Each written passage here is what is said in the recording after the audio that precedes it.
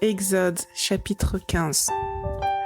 Alors Moïse et les enfants d'Israël chantèrent ce cantique à l'Éternel.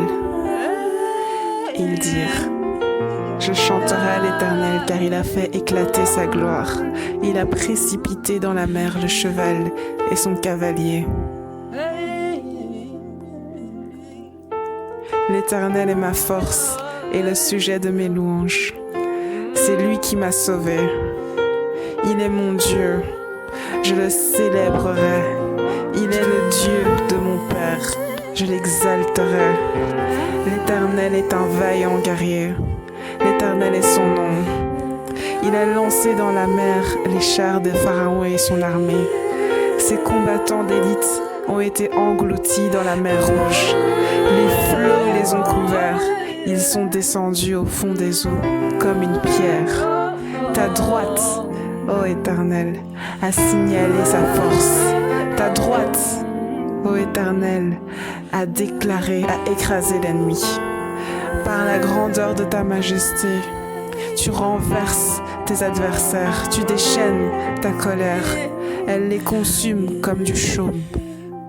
Au souffle de tes narines, les eaux se sont amoncelées et les courants se sont dressés comme une muraille. Les flots se sont durcis au milieu de la mer. L'ennemi disait: Je poursuivrai, j'atteindrai, je partagerai le butin, ma vengeance sera assouvie. Je tirerai l'épée, ma main les détruira.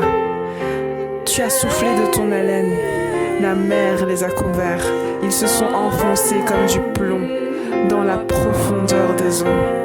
Qui est comme toi parmi les dieux, ô Éternel?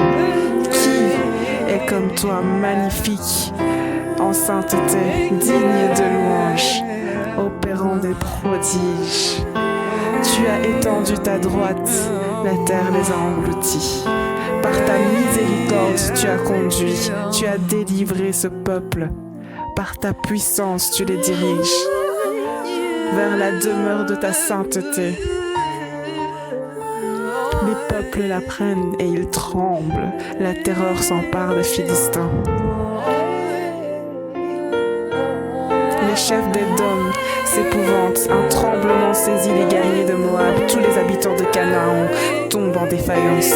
La crainte et la frayeur les surprendront.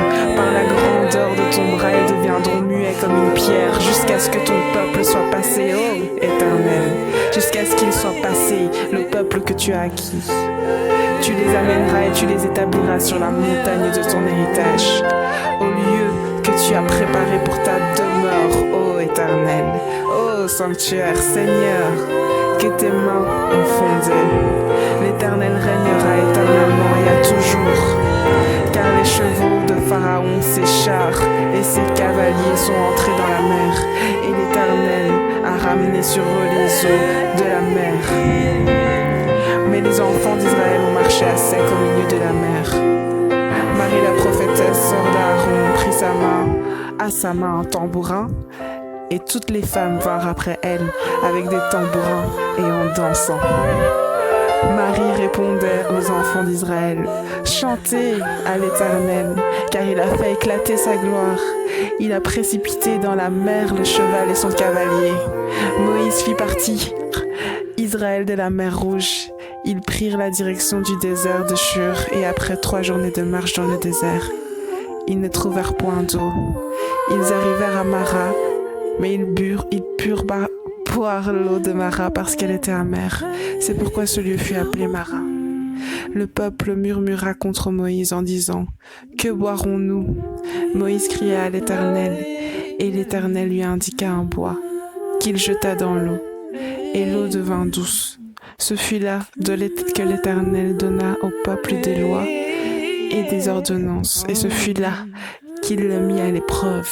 Il dit: Si tu écoutes attentivement la voix de l'Éternel ton Dieu, si tu fais ce qui est droit à ses yeux, si tu prêtes l'oreille à ses commandements, et si tu observes toutes ses lois, je ne te frapperai d'aucune des maladies dont j'ai frappé les Égyptiens, car je suis l'Éternel qui te guérit. Ils arrivèrent à Élim, où il y avait 12 sources d'eau et 70 palmiers. Ils campèrent là, près de l'eau.